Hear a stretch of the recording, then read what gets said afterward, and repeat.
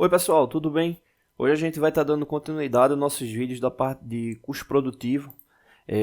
Hoje a gente vai fazer uma simulação, né, que vai analisar o custo da matéria-prima e o custo das ferramentas de fabricação. Nesse caso são ferramentas de corte, já que é um processo de usinagem. Haja vista que a gente está simulando, para esse caso, é um processo de torneamento, né? Então, como ele é um processo de torneamento, a gente está levando em consideração as ferramentas de corte e a matéria-prima. Lembrando que a gente vai trabalhar em relação a outros custos também no decorrer das aulas, né? A gente já fez vídeo individual sobre a parte explicando sobre o que é o custo da matéria-prima, o que são os custos referentes às ferramentas. E hoje a gente vai fazer uma simulação, né, um estudo de caso para entender melhor, né, do que se trata esses custos, né? Para o vídeo não ficar tão longo, a gente dividiu ele, né, em 4 partes, né, já que a gente vai tratar passo a passo aí dessa questão de matéria-prima e das ferramentas, né? Essa aí é o esboço, né, da peça que a gente vai estar simulando, né? Então é uma peça cilíndrica, né? Então aqui está referente ao diâmetro da peça, né? Aqui é o diâmetro, aqui é o comprimento da peça, né? Então aqui está ligado ao comprimento da peça. A gente vai estar mostrando os valores, né, referente ao comprimento e ao diâmetro da peça, referente à peça bruta, né, especificamente para o trabalho da parte da matéria-prima, né? Então aí a gente tem diâmetro e comprimento da peça para fazer essa análise do custo. A primeira coisa que a gente vai tomar como base é a quantidade de peças que vão ser fabricadas. No caso serão 100 peças fabricadas, né, com base nesse desenho passado para vocês. A dimensão bruta da peça, ela vai ter diâmetro de 2 polegadas e o comprimento dela de 85 milímetros, né? Então essa relação dessa informação da dimensão bruta ela é importante porque, como a peça ela vai passar por um processo de fabricação ligado à usinagem, ou seja, vai ter retirada de cavaco da peça para que ela venha ficar com o seu perfil final, né? Então, para ela chegar a esse perfil final indicado aqui no desenho, ela vai ter uma região que ela vai ser retirada, né? Então, essa parte aqui que eu estou marcando aqui de verde, ela vai ser retirada para poder atingir esse perfil final, como a gente mostrou nessa imagem, né? Ou seja, no processo de fabricação por usinagem, você vai ter a dimensão bruta da peça e vai ter a dimensão final da peça. Então você não vai comprar a peça na dimensão final, obviamente, ou seja, você vai comprar ela maior do que a dimensão final para que ela venha poder ser conformada por meio da usinagem para chegar a essas dimensões finais. Bom, então no caso, a dimensão bruta da peça é essa, diâmetro de 2 polegadas, o comprimento 85 milímetros por peça. Então essa é a dimensão bruta da peça, né? 2 polegadas por 85 milímetros. E aí a gente tem a dimensão final da peça. A dimensão final é referente às medidas, né, de fabricação da peça, como o caso aqui desse desenho. Aqui a gente está mostrando a dimensão final. Então a dimensão final aqui indicada a gente tem aqui 48 milímetros, que é referente ao diâmetro maior da peça. E a gente tem aqui 80 milímetros, que é referente ao comprimento da peça, né, o comprimento final da peça. Então essas são as dimensões maiores da peça quando fabricada, né? Isso aí só para a gente ter uma relação aí referente a processo. Então o detalhe que a gente vai ter é o seguinte: quando essas peças elas são compradas, elas são compradas por meio de são barras, né, que são compradas, e essas barras, quando são compradas, são levadas em consideração o comprimento da peça, né? Então esse comprimento total da peça é levado em consideração para que ele venha a ser cortado, né, para o processo, né? Normalmente quando se compra as barras. É difícil você conseguir comprar a peça já cortada na dimensão especificada, né? E às vezes quando você consegue, o processo ele acaba ficando um pouco mais caro, né? Mas aí a gente está supondo que a peça ela vai vir com esse comprimento total. O comprimento total seria esse aí. É justamente que a gente vai fazer a conta aqui na sequência. Já que a peça ela vem com 85 milímetros de comprimento, A peça, quando ela for ser usinada, ela vai estar com 85 milímetros de comprimento e a quantidade de peças fabricadas serão 100. Né? Então a gente vai ter essa relação aqui de 100 peças multiplicados por 85 milímetros.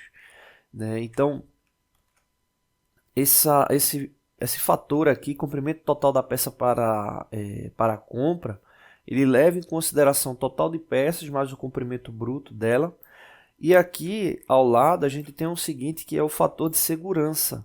Porque o que acontece quando essa peça ela vai ser cortada, né, quando ela vai ser cortada para atingir lá o valor de 85 milímetros, a gente deve levar em consideração o material que vai estar cortando a peça. Porque quando ele está cortando, ou seja, ele está extraindo o material da peça. Exemplo, se essa peça ela for ser cortada com a serra, existe a espessura da serra.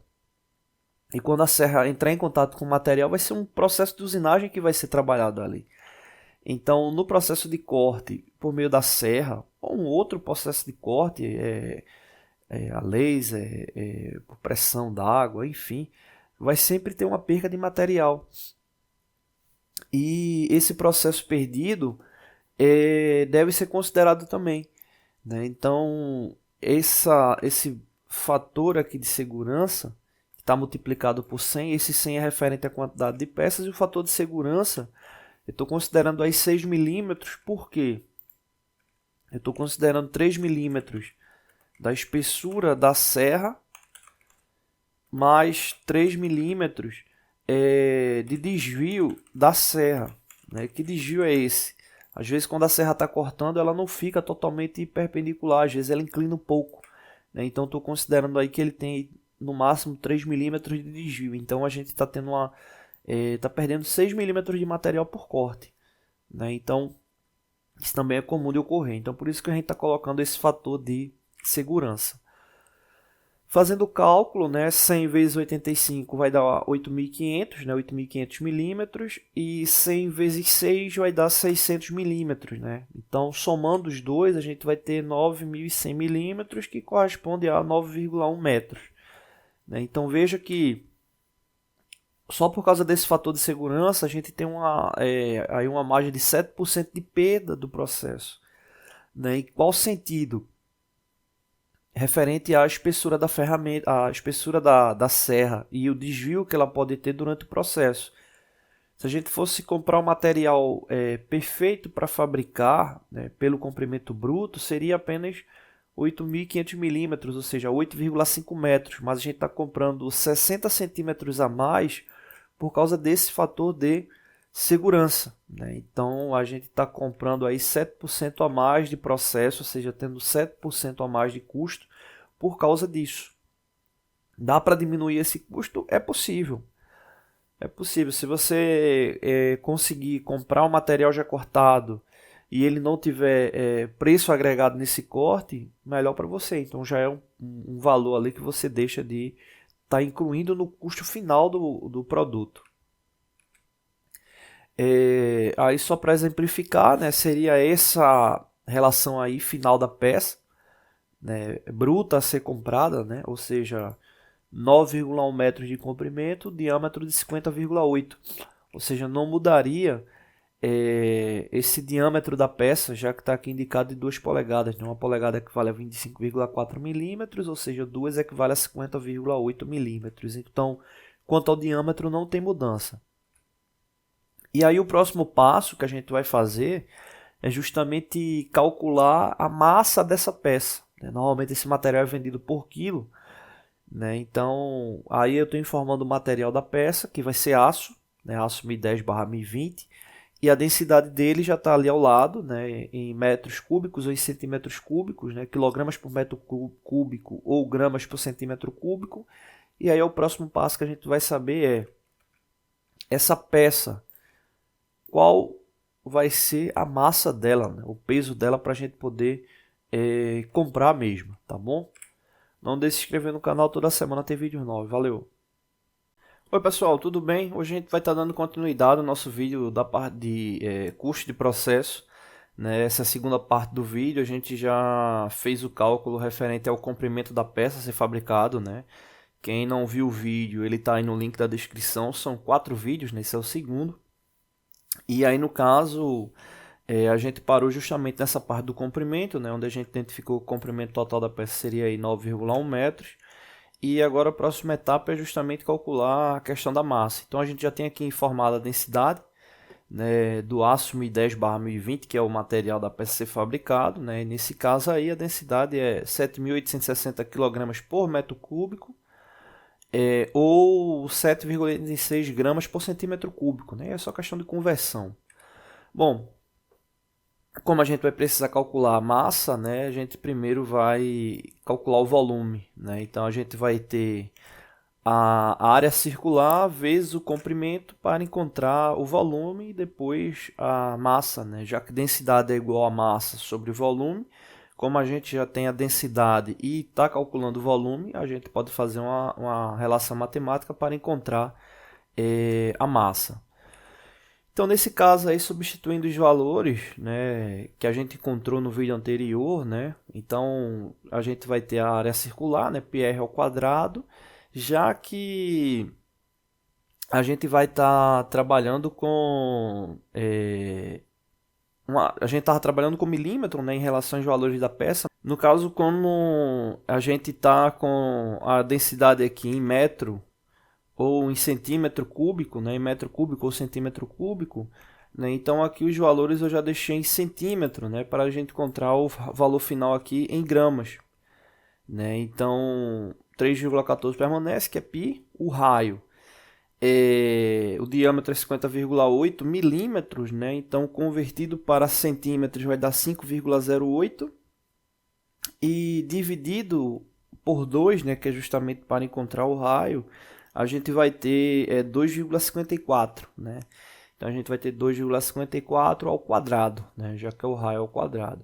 Multiplicado pelo comprimento, 9,1 metros, convertido para centímetro, 91 ou 901 centímetros, né? Então, realizando esse cálculo aí, a gente vai encontrar o volume dessa peça, né? Então, 2,54 ao quadrado vai dar 6,4516, multiplicado por 3,14 vai dar 20,25, multiplicado por 901 a gente vai encontrar 18.252 centímetros cúbicos. Lembrando que a gente deixou em centímetro por causa da densidade aqui, né? Então a gente já vai encontrar o valor em gramas. Então esse é o volume total dessa peça aqui. Então ele tem 18.252 centímetros cúbicos. Então esse volume encontrado é o volume da peça, que é essa peça aqui. Como a gente tem o volume, o que é que a gente vai precisar agora? A gente tem um volume e tem a densidade, né? Então se a gente tem volume e densidade, a gente pode encontrar a massa, já que densidade é igual a massa sobre volume, né? Então fazendo a relação de multiplicação do volume vezes a densidade, a gente vai encontrar massa em gramas, né? Então a gente tem como fazer esse cálculo e a gente encontrando essa massa, a gente tem como fazer a relação de custo. Por quê? Ou do preço, porque normalmente essas barras de aço elas são vendidas por quilo, né? Então você vai ter um valor específico para esse material, né? Então, como eu disse a vocês, eu deixei separado aí em 4 vídeos, né? Esse é o segundo, onde a gente calculou aqui o volume. No próximo a gente calcula a massa, tá bom? Não deixe de se inscrever no canal, toda semana tem vídeos novos. Valeu! Oi pessoal, tudo bem? Vamos dar continuidade aos nossos vídeos da parte de custo, né, de processo. Esse é o terceiro vídeo, né? No segundo vídeo a gente calculou o volume da peça, né, bruta a ser comprada. O volume está aqui indicado, 18.252 centímetros cúbicos. E agora a gente vai para o cálculo da massa, né? Para esse cálculo, como eu disse para vocês no vídeo anterior, né, quem não viu o vídeo anterior, né, já tiveram 2 vídeos, é só ver o link aí na descrição. No cálculo da massa a gente vai ter justamente o volume indicado, que foi o que a gente calculou agora, e a densidade, né? A densidade está aqui embaixo, né? Eu arredondei ela, deixei 7,85 gramas por centímetro cúbico. E aí no caso é só fazer a relação de multiplicação de um pelo outro, né? Então, como está grama por centímetro cúbico e o volume em centímetro cúbico, né? Então a gente vai encontrar em gramas, né, o resultado. Né? Então multiplicando um pelo outro deu aí 143 mil gramas 278. Que nesse caso, convertendo para quilograma, vai dar 143 quilos aproximadamente. Né? Então aí é o peso dessa barra, né?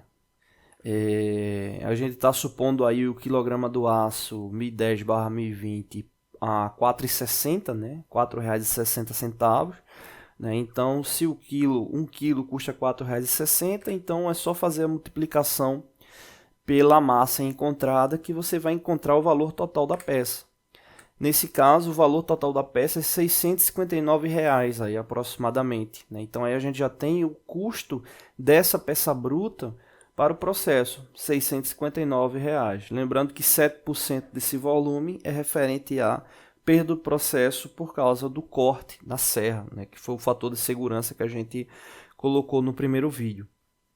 Então esse é o valor da peça com 9,1 metros, né? E o diâmetro de 50,8 milímetros, né? Também conhecido como 2 polegadas, tá bom? Não deixe de se inscrever no canal, toda semana tem vídeos novos, né? O próximo vídeo a gente vai estar indicando as ferramentas de corte. Valeu! Oi pessoal, tudo bem? Hoje a gente vai fazer o último vídeo, né, dessa sequência de custo de processo, né, que a gente levou em consideração custo de matéria-prima e ferramenta, né? A gente trabalhou até então com matéria-prima, né, onde a gente chegou ao valor final aqui da matéria-prima, que foi R$ 659 reais. A gente vai falar agora sobre custo de ferramenta para fabricação dessa peça.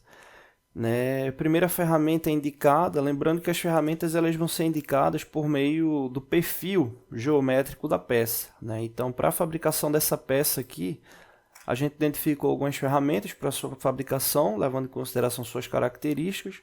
Né? E aí um detalhe importante que a gente vai estar falando na sequência. Essa primeira ferramenta aqui é uma ferramenta para canal, né? Ou seja, o perfil de corte dela é similar a esse esboço que eu estou fazendo aqui. Né? Ou seja, essa região aqui vai ser referente à espessura da ferramenta, né? Que é essa área aqui dela, né? E esse corte aqui a gente vai ter como utilizar essa ferramenta justamente nessa fabricação desse canal e nesse outro canal aqui também, sem contar que dependendo do método como você for fixar ela, essa parte aqui você pode também fazer com ela, essa parte aqui final, né? Você pode fazer um canal aqui na sequência e fazer esse corte aqui do raio também. Né? Mas pelo diâmetro dela, né, como a gente viu que o diâmetro final fica 48 milímetros, né, acredito que seja mais fácil virar o lado da peça. O que é isso, virar o lado da peça? Quando a gente vem a fabricar essa peça, a gente pode prender ela em um único lado. Né? A gente pode simular aqui. A gente pode prender ela desse lado aqui, né, e fabricar até uma determinada parte, né, vou colocar aqui de verde, ou seja, usinar até uma determinada parte. Depois de fazer essa parte, a gente pode virar a peça e prender ela desse outro lado aqui, deixando essa área aqui livre para a fabricação. Né? Então aí você acaba virando a peça duas vezes, que eu acredito que seja o mais indicado para essa fabricação. Então a gente tem essa primeira ferramenta de canal, né, para esse perfil. A gente tem uma segunda ferramenta também indicada aí, que é para execução do desbaste, né, ou seja, esse perfilamento externo da peça, né, sem chegar à dimensão final dela. Né, e aí a gente tem, por último, uma ferramenta para acabamento. Né, então a gente tem esse perfilamento com uma ferramenta de acabamento aí para poder fabricar a peça. Não que a sequência de uso da peça, das ferramentas seja essa, né, canal, desbaste e acabamento, né. O mais indicado aí seria o desbaste, o acabamento e depois, por último, o canal da peça. O canal e acabamento ali revezando, dependendo da sequência que você venha fazer. Mas aí seriam essas três ferramentas. Aí o que é que entra em análise dessas três ferramentas? Eu não vou falar sobre o custo de uso delas especificamente, porque está faltando um detalhe que a gente não viu ainda e vai ser o tema do próximo vídeo, que é o tempo de fabricação. Qual o sentido do tempo de fabricação? Essas ferramentas, quando elas são usadas, elas têm um tempo de vida útil. Né? Então, ela tem um tempo de vida útil. Então, quando ela é utilizada, ela vai se depreciando. Ou seja, ela vai se depreciando até um ponto que é necessário trocar o inserto, né? Então é necessário trocar o inserto, que é justamente essa partezinha amarela aí que está aparecendo aí no vídeo, né?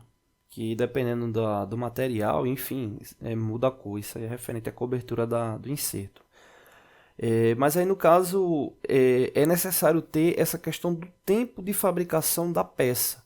Porque com o tempo de fabricação da peça, eu vou indicar quantas vezes vão ser necessários trocar, ou vai ser necessário trocar esse inserto aí.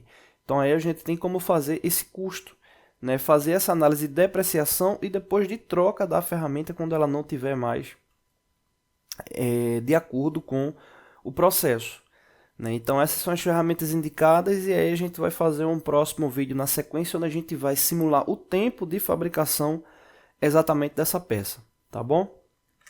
Não deixe de se inscrever no canal, toda semana tem vídeos novos. Valeu!